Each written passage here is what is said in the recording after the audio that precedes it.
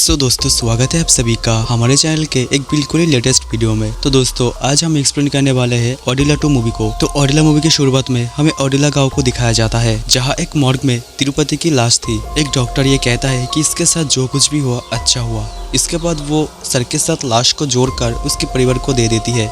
अगर आप जानना चाहते हैं कि तिरुपति कैसे मरा है तो डिस्क्रिप्शन बॉक्स में मैं लिंक दे रखा हूँ, जाके देख लेना। तो चलिए आगे बढ़ते हैं। फिर उसका भाई शरीर को लेकर गांव में आते हैं। सरपंच एक पंडित को बुलाती है। पंडित को ये कहती है कि तिरुपति ने गांव के कई लड़कियों के साथ गलत काम करके उन्हें बेरहमी से मारा है, तो उसे भी खत्म होने के बाद शांति नहीं मिलनी चाहिए और न ही उसकी अगला जन्म होनी चाहिए। पंडित कहती है तिरुपति की लाश को समाधि दंड देना होगा, इससे उसकी आत्मा को कभी शांति नहीं मिलेगा। इससे पहले तिरुपति की लाश को काले मुर्गे की खून से नहलाया जाएगा और फिर उसे खड़ा करके दफन किया जाएगा। उसे समाधि दंड देने के बाद तिरुपति सबको कहती है कि वो उन सब की खुशी को छीन लेगा, वो गांव में दोबारा से लौट कर आएगा।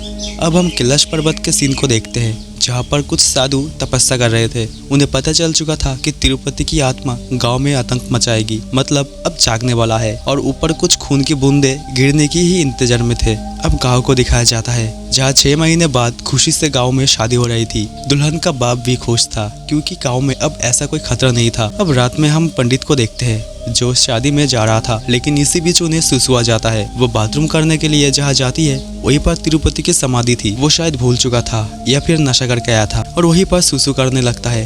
अब जाते वक्त उसके पैर में एक कांटा चुभ जाती है, जिस वजह से पैर से खून सीधा तिरुपति की समाधि पर गिरता है, जिससे उसकी आत्मा जाग जाती है और उसे पजेस्ट कर लेती है। उसकी आंखें पूरी तरह से लाल हो चुकी थी।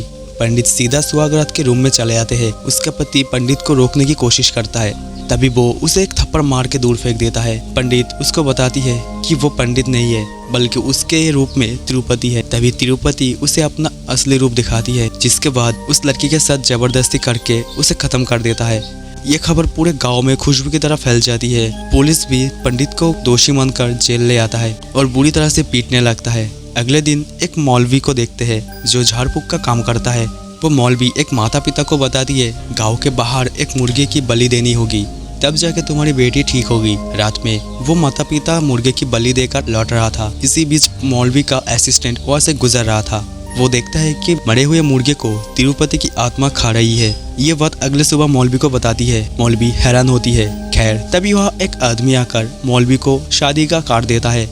तब मौलवी उसे ये शादी रोकने को कहता है, लेकिन वो आदमी किसी की नहीं सुनती और वहाँ से चला जाता है। उस दिन रात में हम तिरुपति की साइकिल को देखते हैं, जो कि अपने आप ही चल रहा था, और इसका सीधा मतलब ये था कि तिरुपति ही उसे चला रहा था। इसके बाद हम उस आदमी की बेटी की शादी को देखते हैं, जहाँ सरपंच भी आए होते हैं। सरपंच खाना खा के रात में अपने ट्रैक्टर से वापस जा रहा था, लेकिन तभी सरपंच को बाथरूम आ जाता है। इसके बाद वो उतरकर तिरुपति की समाधि पर सुसु करने लगता है, वो भी जानबूझकर। तभी उसके पैर में भी वही कांटा चुभ जाती है, जिससे निकलते समय पैर से खून समाधि पर गिरता है, जैसा कि पंडित के साथ हुआ था।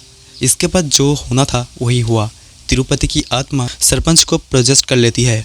खैर अब वो ट्रैक्टर के पास आती है और एक लात मार के ट्रैक्टर पर बैठे आदमी को उड़ा देता है, और वो ट्रैक्टर को लेकर भुट्टे की खेत में चला जाता है, जहां उस शादी की स्वागत हो रही थी। वहां पहुंच के ट्रैक्टर से टक्कर मार के बिस्तर से उन दोनों को नीचे गिरा देती है और पति को जान से मार डालता है। वो दुल्हन के मुंह में एक भुट्टा डाल देता है। इसी बीच खेत में आग भी लग जाती है और दुल्हन के साथ जबरदस्ती करके उसे भी खत्म कर देता है। अगले दिन पुलिस वहां आके सब कुछ देखती है और सरपंच के ट्रैक्टर को देखकर उन्हें पता चल जाता है कि ये सब किसने किया। अब गांव में सारे लोग पंडित को और सरपंच को गलत मान के पेड़ से बांधकर उन दोनों को बुरी तरह से पीटने लगता है। तभी वहां पर मौलवी आकर कहता है कि उन दोनों ने कुछ भी नहीं किया, और गांव वाले को एक सीसीटीवी फुटेज दिखाती है, जो कि तिरुपति की साइकिल अपने आप ही चल रही थी। तब मौलवी कहता है ये सब तिरुपति की आत्मा ने किया है और तुम लोगों ने उसे समाधि दंड देकर बहुत बड़ी गलती की। कुछ दिन बाद तिरुपति फिर जाग उठती है और इस बार वो काफ़ी शक्तिशाली हो चुका था। वो अपनी शक्ति से गांव के चारों तरफ एक शक्तिशाली एनर्जी से बॉर्डर बना देता है। वो कहता है कि जो कोई भी इस बॉर्डर को पार करेगा वो मारा जाएगा। ये सुनकर जैसे ही एक आदमी बाहर जाने की कोशिश करता है, उसका सर धड़ से अलग हो जाता है और जो गाय होती है वो 2 हिस्से में कट जाता है। ये देखकर गाँव वाले की सारी उम्मीदें पानी पानी हो जाती है। अब हम भेड़वी को देखते हैं, जो कि पेड़ के नीचे बैठ के जॉब कर रहा था। भेड़वी ही केवल गाँव वालों को बचा सकती है। सीन काट होकर दिखाया जाता है तिरुपति भैरवी से लड़ाई करने लगे थे वो भैरवी को जलती हुई लाठी से वार करती है, जिससे वो बेहोश हो जाती है। ये देखकर भगवान शिव जी का नंदी आ जाती है और भैरवी को आशीर्वाद देती है, जिससे वो जाग उठती है। असल में भैरवी शिव जी का भक्त है। अगले ही पल भगवान शिव जी खुद आकर भैरवी को त्रिशूल देती है, जिसमें पांचों एलिमेंट्स एकजुट थे। अब भैरवी देवी रूप ले लेती है और आदि शक्ति बन जाती है और वो तिरुपति के ऊपर त्रिशूल से वार करती है। त्रिशूल लगते ही वो आत्मा जल्दी हुई कोयले में गिर जाता है। अब अगले सीन में गांव के एक आदमी को वही साइकिल फिर से दिखाई देती है। इसका सीधा मतलब ये था कि तिरुपति अभी भी जिंदा है और इसके बाद जो हुआ ओडिला 3 में दिखाया जाएगा। तो ओडिला चैप्टर 3 को देखने के लिए हमारे चैनल को सब्सक्राइब करके रखें।